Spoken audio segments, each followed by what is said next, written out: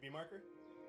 Yeah, it's not the same for him. He's just lost. He's just 24/7, he's lost. My name's Nishida. I'm from Kaneohe, Hawaii.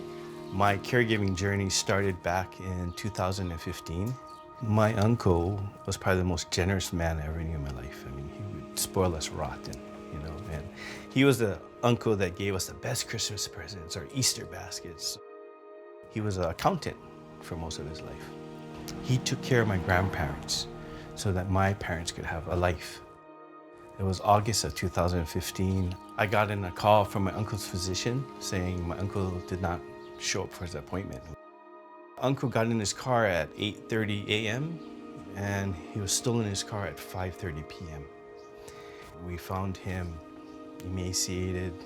He hadn't eaten in weeks, hadn't drank water in several days because they turned off the water. He wasn't paying his bills.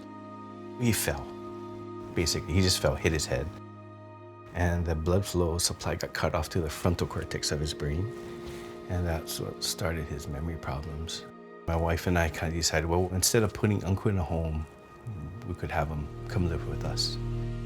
We didn't know how fast he would deteriorate.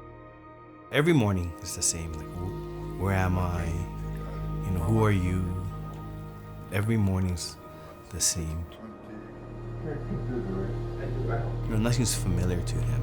So I think every morning when he gets up and stares at that ceiling, he automatically knows this is not my room or what I know. 24/7, he's lost. Because I remember being a kid and being lost and having that anxiety, that warm flush over your body, like, where's my mom, where's my dad? But I can't imagine being like that all the time.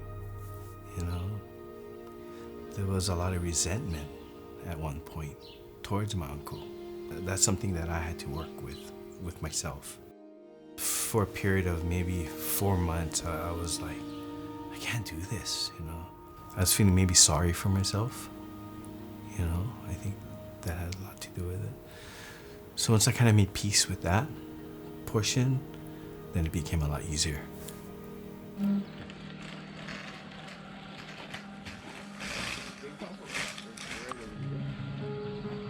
When I first started doing caregiving, nobody else could take care of Uncle like I can. Even my wife, who does this for a living, I would not let her touch my uncle. Like, no, you can't do it because you can't do it the way I do it. It was pretty hard to let go.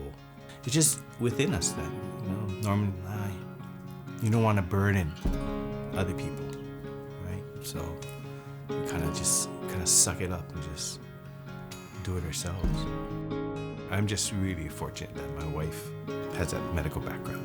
She's a big, big supporter. When you look back, is there anything you would have done differently?